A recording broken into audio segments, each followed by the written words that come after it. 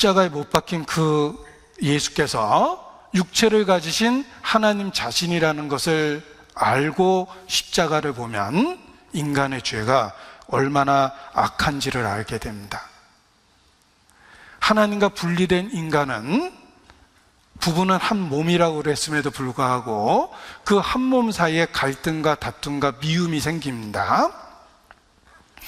그리고 하나님과 분리된 인간 역사는 가장 가까워야 될 가족들 간에 미움이 생기고 시기와 질투가 생기고 분노가 생기고 마침내 살인사건이 일어납니다. 하나님과 분리된 아담의 가정은 부부간의 갈등을 경험하게 됩니다. 그리고 형이 동생을 살해하는 끔찍한 사건으로 이어집니다. 가인이 아벨을 죽였어요. 그리고 그 죄는 점점 확대되고 확장돼 갑니다. 그것이 인간 역사예요. 인간 역사를 보십시오. 그 참상을 보십시오. 너희는 너희 아비 마귀에게서 났으니 너희는 너희 아비의 행사를 행하는도다. 예수님의 말씀입니다. 인간은 마귀가 하는 짓을 다 합니다. 따라서 마귀와 그 사자들을 위해서 예비된 영영한 불에 저주를 받은 자들아 들어가라 라고 얘기하는 게 당연한 거예요. 인간은 마귀 자식이며 마귀가 하는 일을 다 합니다. 십자가에서 있었던 그 일이 인간 죄악의 모습을 그대로 보여주는 거예요. 인간은 자기를 사랑하시는 분을 못 박았습니다. 사랑을 주기 위해서 오신 분을 거절했습니다. 그를 살해했습니다. 그게 인간 죄를 고발하는 거예요. 십자가는 철저하게 인간을 법정에 세우고 우리의 죄와 악이 얼마나 고약하고 폐악한지를 그대로 보여줍니다. 부모를 살해한 자식처럼 인간은 신을 거절한 거예요. 자신이 만든 세상에 오시고 자신을 인간을 사랑해서 오셨음에도 불구하고 인간이 하나님을 거절한 겁니다. 그 원인이 죄와 악이에요. 그리고 예수님을 살해했던 그 사건에 가장 앞장선 사람이 누굽니까? 놀랍게도 종교인입니다. 하나님을 섬긴다고 했던 그들이 그 사건의 앞잡이가 됐어요. 어떻게 생각하십니까? 왜 종교인들이, 바리새인, 제사장들, 율법사들, 서기관들, 그들이 왜 예수님을 살해하는 데 주역이 됐습니까? 그 이유는 그들이 신을 팔아서, 하나님의 이름을 팔아서 종교 장사를 하고 있었기 때문에 자신들의 이익에 침해가 되는 예수님을 거절하고 미워하고 심지어는 살인범보다 더 싫어했던 겁니다. 바라바를 풀어주랴 예수를 풀어주랴. 그들의 마음속에는 살인 강도보다 더 싫은 게 예수님이에요. 왜? 그들은 자기들이 누리고 있는 기득권을 예수님이 비난했기 때문에 그렇습니다. 종교인들은 하나님의 이름을 팔아서 영향력을 행사하고 권력을 누리고 부를 누렸습니다. 예수께서 오셔서 그 악을 지적하셨어요. 종교인들의 주장을 들어보십시오. 지금도 그렇습니다. 하나님과 관련해서 자기 마음대로 자기 기준으로 이야기하는 사람들이 있습니다. 하나님은 절대 주권으로 창세전부터 우리를 예정하신 거야. 좀 무리가 되지만 그렇게 우깁니다. 그리고 그와 다른 주장을 하면 원수처럼 여깁니다. 이교도보다 더 미워합니다. 자기들의 주장을 옹호하기 위해서 같은 믿는 사람들을 원수 취급합니다. 여러분, 종교라는 세계 속에 얼마나 많은 시기 다툼 미움이 있습니까? 전쟁 속에 종교로 인한 전쟁이 얼마나 많습니까? 그들은 신의 이름을 팔아서 영향력을 누리고 권력과 부를 가졌습니다. 그런데 신이 육체를 갖고 오셔서 그게 잘못된 거다, 아버지의 뜻은 그게 아니라고 이야기하니까 들을 마음이 없었어요. 자신들의 것을 고치려는 마음보다 내 영향력에 손해를 끼치고 내 권력과 부를 뺏어가는 그를 미워한 겁니다. 그래서 살해한 거예요. 내가 세상의 행사를 악하다 하여 세상의 나를 미워하느니라. 특히 잘못된 종교적인 관행을 책망하셨기 때문에 종교인들의 분노가 심했던 겁니다. 누군가가 자신이 신의 대리자라고 주장합니다. 사실인지 아닌지 모르겠지만 권력을 갖고 있는 왕은 그 신의 대리자가 필요합니다. 왜냐하면 백성들이 왕의 명령을 절대적으로 듣게 하기 위해서는 이 왕권을 신이 주었다고 인정을 해줘야지만 백성을 다스리기가 편해집니다. 왕권 신수설이라고 그러죠. 그 왕권 신수설은 왕권을 유지하기 위해서는 신이 필요한 거예요. 신이 인정을 하면 누가 대듭니까? 신이 저 사람을 왕을 만들었다는데. 누군가 신의 대리자라고 주장하고 있습니다. 사실인지 아닌지가 중요한 게 아니라 그 사람이 나를 인정해주면 신이 인정해주는 효과가 생겨요. 그래서 종교 사업이 유행하고 교황권이 생기고 세상의 왕들이 그와 음행했다고 돼 있죠. 그런 일이 벌어지는 거예요. 그러한 세상에 예수께서 오셔서 하나님의 뜻은 이것이다라고 이야기하면 그들의 영향력에 손해가 생기고 그들이 누리던 권력과 부가 침해를 받습니다. 분노할 수밖에 없죠. 죽여야 되는 거예요. 그래서 종교가들이 예수님을 죽인 거예요. 지금도 종교라는 세계 속에 있는 그 사람들이 순수한 복음을 비난하고 공격합니다. 예수님을 십자가에 못 박은 것처럼 순전한 진리를 비난하는 거예요. 영향력에 손해가 되니까, 권력과 부를 침해받으니까. 그런 일이 얼마나 많습니까? 예수님이 끔찍하게 살해된 모습 속에 우리의 죄가 폭로되어 있습니다. 종교적인 위선이 폭로되어 있습니다. 그리고 종교인들이 악했던 그 이유는 그들은 끝까지 돌이키지 않았다라는 것입니다. 보십시오. 그들이 잘못 판단하고 예수님을 십자가에 못 박았습니다. 3일 뒤에 부활하셨고 부활의 목격자들이 직접 와서 군사들이 예수께서 부활하셨다는 것을 대제사장에 이야기합니다. 대제사장은 통곡하고 회개해야만 했습니다. 그런데 당장에 자기들의 체면이 손상되는 것을 두려워해서 그 군병들에게 뇌물을 주고 제자들이 훔쳐갔다고 해라. 자신들의 체면을 유지하고 계속해서 권력과 부를 누리고 죽었습니다. 그래서 저주를 받은 거예요. 그들은 진실이 드러났을 때 진실이 중요한 게 아니었어요. 당장의 체면을 유지하는 게 중요했습니다. 그리고 끝까지 처음의 선택을 고집했어요. 그래서 저주를 받은 거예요. 십자가는 인간의 죄를 철저하게 고백하고 특히 종교적인 위선을 철저하게 고발합니다. 그들이 육체를 가지신 하나님을 십자가에 못 박았습니다. 그것이 십자가가 우리에게 가르쳐주는 첫 번째 진리예요. 십자가는 우리의 죄와 악을 폭로하고 우리의 종교적인 위선을 폭로합니다. 인간이 얼마나 악한지 선을 행하는 그 순간에도 도저히 하나님이 받아들일 수 없는 악과 교만이 있다는 것을 그대로 폭로하는 거예요. 그것이 십자가예요. 우리의 죄가 그를 십자가에 못 박았습니다. 그리고 십자가를 다시 한번 보십시오. 육체를 가지신 하나님이 십자가에 못 박혀 있습니다. 그것이 가르쳐주는 두 번째 진리는 하나님은 법을 완전하게 지킨다는 것입니다. 아들조차도 죄를 짊어진 상태에서는 받아주지 않는다는 뜻이에요.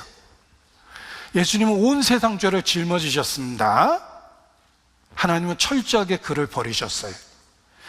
엘리 엘리 라마 사박다니 어찌 나를 버리시나이까.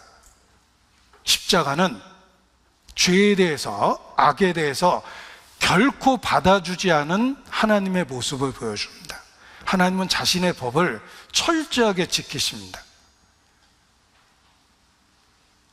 하나님이 법을 지킨다라는 분명한 사실을 우리에게 십자가를 통해서 보여주신 것입니다. 내가 율법을 폐하러 왔다고 생각지 마라.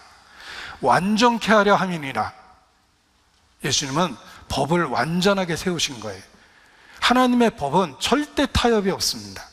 인간을 구원하기 위해서 하나님은 자신의 율법을 포기하지 않습니다. 1.1핵이라도 하나님은 자기 자신의 법을 포기하지 않습니다. 죄삭은 사망이며 법은 반드시 집행되는 것입니다. 십자가가 그 진리를 보여줍니다.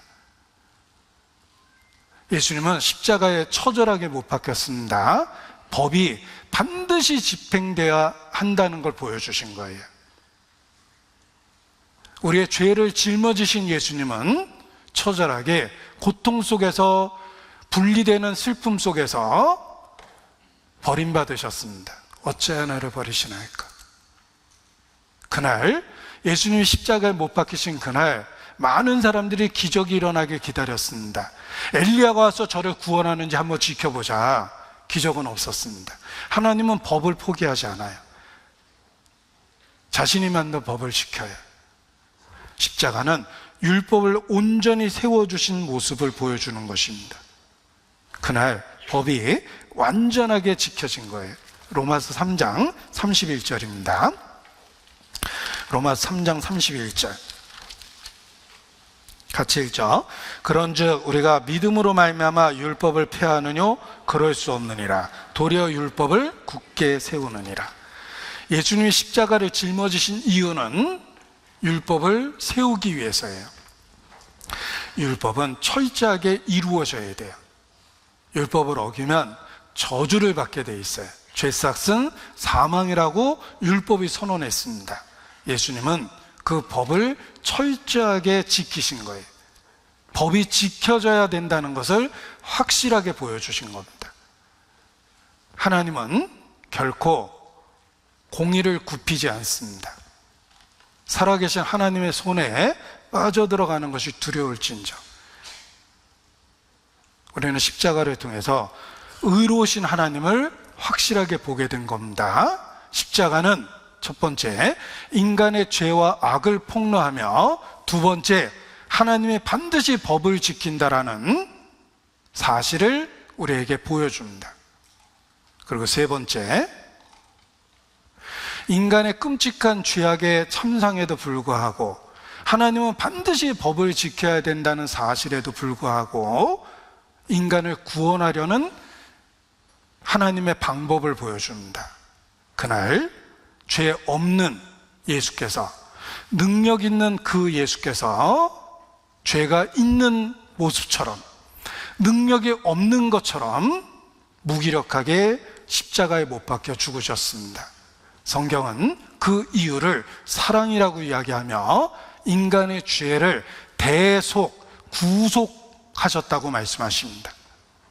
그날 십자가에서 무슨 일이 일어나려면 내가 받아야 될 그 형벌을 예수께서 담당하시고 나와 동일시 되셨다는 것입니다. 이 동일시 된다는 말이 십자가의 비밀이에요. 내가 죽어야 될 그 자리에서 예수께서는 나와 동일시 되셔서 대신 버림을 받았어요. 그것이 대속의 법이며 구속의 법입니다. 하나님의 구약 성경을 통해서 속죄의 제사를 통해서 우리에게 설명해주고 이해시키려 했던 그 법입니다. 십자가는 죄 없는 예수께서 나와 동일시 돼서 내가 죽어야 될 그 장소에서 대신 죽은 거라고 이야기합니다. 인류의 대표가 되셔서 온 인류의 죄를 지고 죽으신 사건이라고 이야기합니다. 역사는 그리스도가 죽었다는 사실을 알려줍니다. 성령은 그리스도께서 우리를 위하여 죽으셨다고 증거합니다. 성령이 오셔서 그리스도가 죽었다는 단순한 역사적 사실을 나와 관련이 있다는 것을 깨닫게 해줍니다.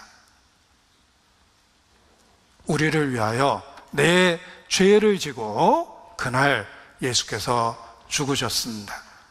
나무에 달린 자는 저주를 받은 자라고 율법은 선언합니다. 성령은 그 율법의 저주를 받은 그가 우리 죄를 담당해서 그렇게 되었다고 증거해 줍니다.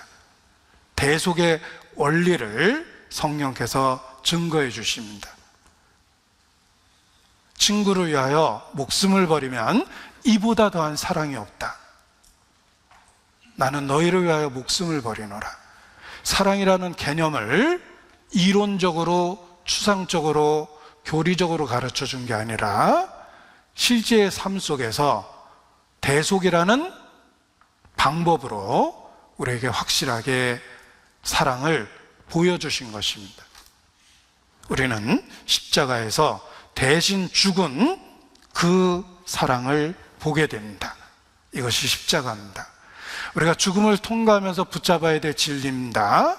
우리 죄가 얼마나 끔찍한지 인정하고 하나님이 얼마나 의로운지 받아들일 수밖에 없습니다. 그 가운데 우리를 구원하신 방법이 십자가였어요. 예수님은 나와 동일시 되셔서 내가 받아야 될 형벌을 그날 그렇게 처절하게 받아내셨던 겁니다. 그리고 성경은 그 십자가의 결과를 보여줍니다. 십자가 사건은 이미 역사 속에서 있었던 사건입니다. 이미 있었던 그 사건을 통해서 결과가 생겼다는 것을 성경은 우리에게 증거해 줍니다. 예수님은 돌아가실 때 다 이루었다라고 큰 소리로 외쳤습니다. 큰 소리로 우리가 알아들을 수 있도록 확실하게 말해 준 겁니다. 영원한 속죄를 이루사 단번에 성소에 들어가셨습니다. 속죄일 그 특별한 날에 우리의 죄를 단번에 용서하실 것을 약속하셨던 그분이 십자가를 통해서 그 사건을, 그 약속을 이루어 주신 것입니다. 자기 피로 화목하게 하셨습니다. 죄에 대한 형벌과 대가가 충분하고 완전하게 치루어졌습니다. 하나님 자신이 죄값을 배나 갚으셨습니다.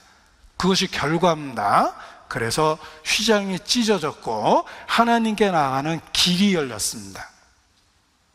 예수님은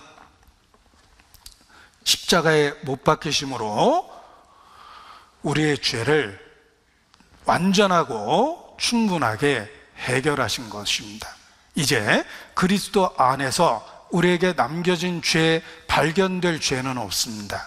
예수께서 짊어지신 그 짐 속에 다 있기 때문에 그렇습니다. 그리고 우리와 새 언약을 세우셨습니다. 내가 너의 죄와 불법을 사하고 네 죄를 기억지 아니하리라.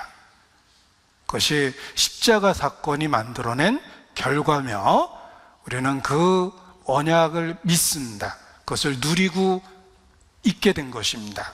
에레미야 50장 20절입니다. 같이 읽겠습니다. 나 여호와가 말하노라. 그날 그때에는 이스라엘의 죄악을 찾을지라도 없겠고 유다의 죄를 찾을지라도 발견치 못하리니 이는 내가 나의 남긴 자를 사할 것임이니라. 특별한 그날 그때에 우리의 죄를 찾을지라도 발견할 수 없을 거라고 말씀하십니다. 바로 십자가에서 예수께서 우리의 죄를 완전하게 해결하셨다는 것입니다. 우리는 십자가를 통해서 이러한 성령의 증거를 보게 됩니다. 그리고 그 진리 앞에서 이제 우리가 해야 될 일이 있습니다. 바울처럼 내가 작정하였노라. 내가 예수 그리스도와 그의 십자가에 못 박히신 것 외에는 아무것도 알지 아니하기로 작정하였습니다. 우리가 해야 될 일은 그 진리 앞에서 바울처럼 굳게 결심하는 것입니다. 그 진리를 붙잡고 의지해야 돼요. 아까 퓨리라는 영화 속에서 반드시 어차피 신병이 죽을 거라는 거, 자기도 죽고 신병도 죽을 거라는 거 압니다. 그러니까 구원받았냐고부터 물어봤고, 너 예수님을 붙잡아야 돼. 이런 대사가 있었습니다. 그 대사를 다시 한번 보여드리겠습니다.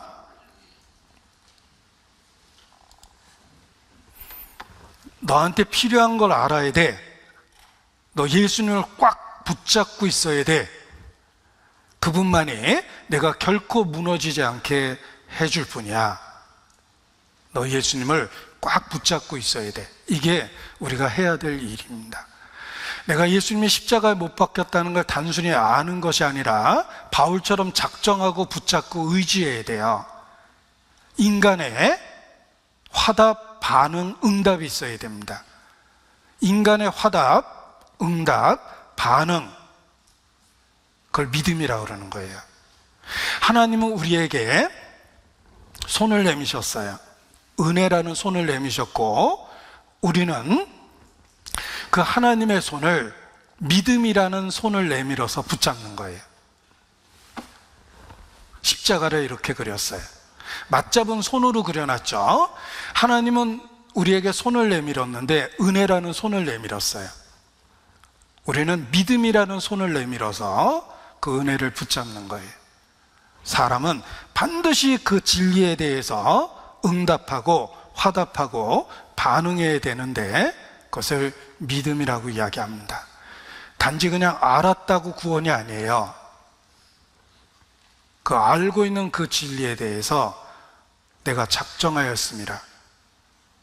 자신이 받아들이고 믿음으로 화답하는 게 꼭 필요한 겁니다.